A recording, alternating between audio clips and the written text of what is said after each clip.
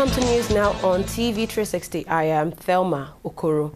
Nigeria President Muhammadu Buhari on Monday held a meeting with all the service chiefs inside the presidential villa in Abuja. Buhari resumed in his office inside the presidential villa for the first time since he was inaugurated on May 29th. This will be the first official meeting he will be overseeing in the presidential villa. It is, however, the second time the president will be meeting with the service chiefs since he assumed office as president. Details of the meeting are yet to be revealed by officials present in the meeting. Now, hours before President Buhari met with service chiefs in Abuja, Nigeria's federal capital territory, he officially moved into the presidential villa in Abuja. The move comes just over 3 weeks after he was sworn in as Nigeria's president. The president relocated to the expansive property on Sunday evening. Before his move into his official residence, the president and his vice president, Yemi had been staying at and operating from the Defense House in Abuja. A presidential aide had explained recently that Buhari could not move into his official residence because renovation works were still underway following the exit of former President Goodluck Jonathan. The European Commission has provided 21 million euros, which is about 4.7 billion naira, to help the people in Nigeria and neighboring countries that are affected by the Boko Haram insurgency. In a statement released, the EU Commissioner for Humanitarian Aid and Crisis Management, Christos Stylianides, said this while visiting Nigeria that more than 1.7 million people have been displaced by the Boko Haram insurgency. He said many of them live in precarious conditions in other parts of Nigeria or their neighboring countries where they have fled to. Stylianides also expressed concern over lack of humanitarian access to the people who needed help, adding that there were restrictions of access in many areas, including along the Lake Chad basin. The Boko Haram conflict in the northeast area of Nigeria has displaced over 1.5 million people within the country and forced over 2,300 people outside countries like Niger, Cameroon, and Chad. The SocioEconomic Rights and Accountability Project, SERAP, has dragged state governments and the federal government before the International Labour Organization, ILO, over unpaid workers' salaries in the country. The organization said that the complaint was brought pursuant to Articles 26 to 34 of the ILO Constitution. The letter of complaint signed by its Executive Director, Adetokunbo Mumuni, was addressed to Guy Ryder, who is the Director General of ILO, and copied to the UN Committee on Economic, Social and Cultural Rights.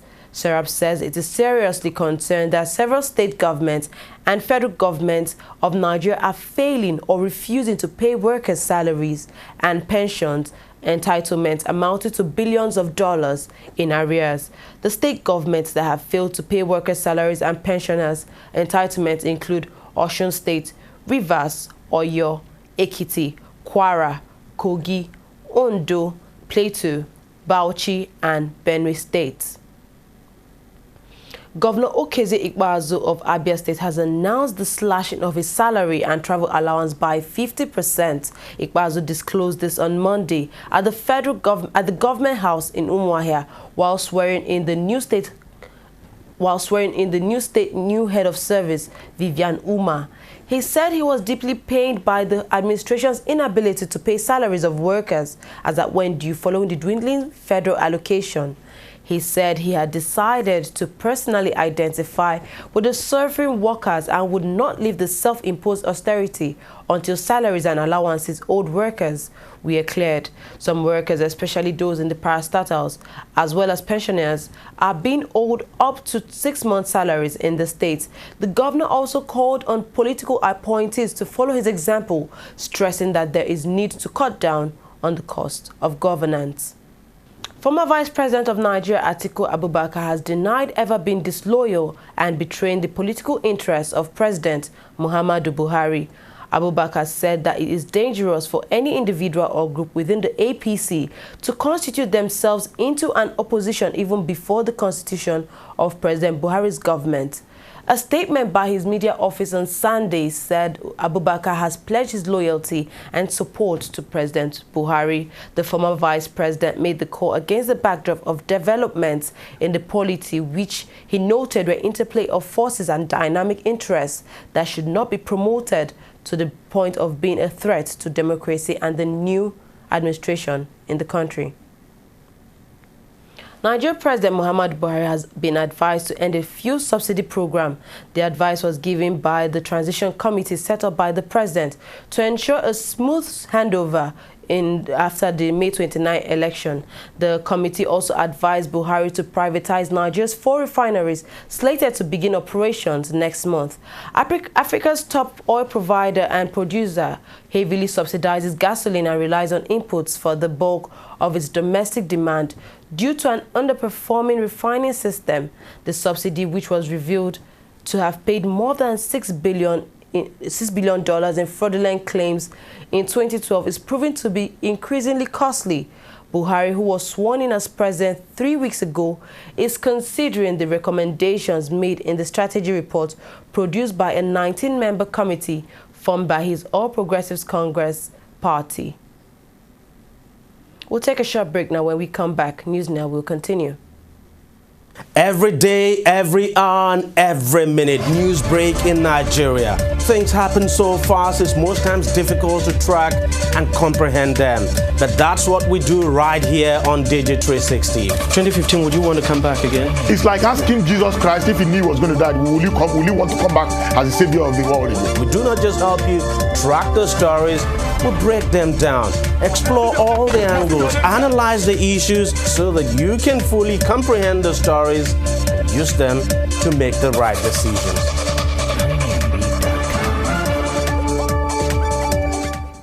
Welcome back to News Now. To business. Oil prices rose above $63 a barrel on Monday, but high levels of global oil production and stocks continue to exert pressure on crude prices. Brent crude for August delivery was up 30 cents at $63.32 a barrel after falling nearly 2% on Friday. Front-month U.S. crude was 44 cents higher at $60.05 a barrel. A crude oil overhang, particularly in the Atlantic Basin, is limiting gains in the sector.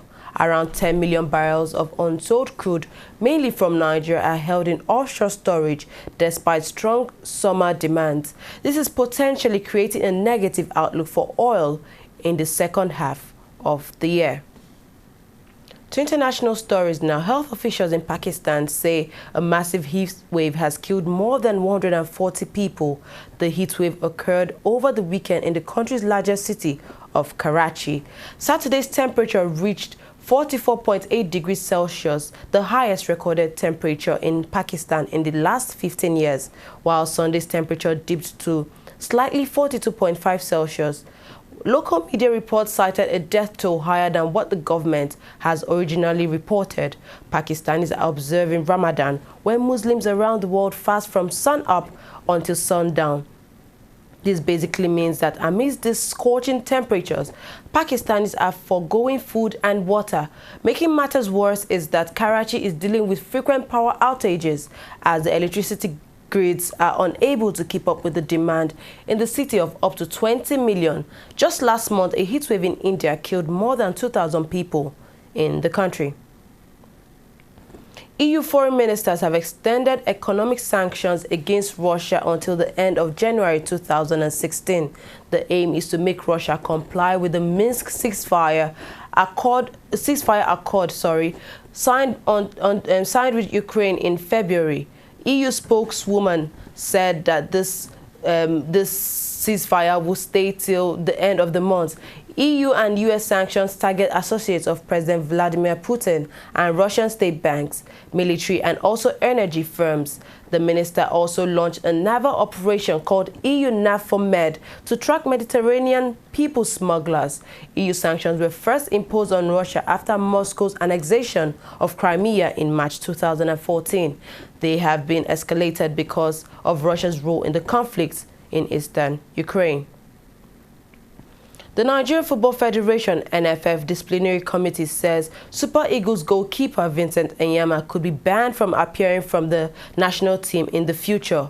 The NFF announced on June 20th that Enyeama has been summoned before its disciplinary committee on Tuesday, June 23rd. Enyeama was queried by the NFF for comments relating to safety and security in Kaduna, venue of Nigeria's first 2017 African Cup of Nations qualifying match against Chad. The Lille goalkeeper failed to reply the query and has now been asked to appear before the disciplinary committee tomorrow. Chairman of the NFF Disciplinary Committee, Christopher Green, said failure to appear before the committee could result in a ban for Enyeama from turning out for the Super Eagles in the future. Argentine soccer great Diego Maradona has decided to stand as a candidate for the FIFA presidency to replace Sepp Blatter. This is according to Uruguayan journalist and author Victor Hugo Morales. Morales said Maradona has told him of his intention when he called the former coach of the Argentina national team to check on the condition of his sick father on Sunday. Venezuela's President Nicolas Maduro earlier this month suggested that Maradona become the next FIFA president. Maradona, who is 54, has long been a trenchant critic of Blatter and last month said he was enjoying the corruption scandal that led the Swiss to announce he would stand down at an extraordinary Congress of Soccer's world governing body. Like Brazilian Zico, another great former player who has announced his candidacy, Maradona might struggle to get the support of federations from 5 countries as required under FIFA statutes. Manchester United are interested in signing Bayern Munich midfielder Bastian Schweinsteiger and Real Madrid defender Sergio Ramos. United boss Louis van Gaal is trying to strengthen his squad after they finished 4th in the Premier League this season. Germany international Schweinsteiger, who is 30, and 29-year-old Spain player Ramos are among those who interest him. Ramos' contract with Real Madrid expires in 2017, while Schweinsteiger's Bayern Munich deal runs until 2016. We've come to the end of news now. We'll be back shortly. Don't go anywhere.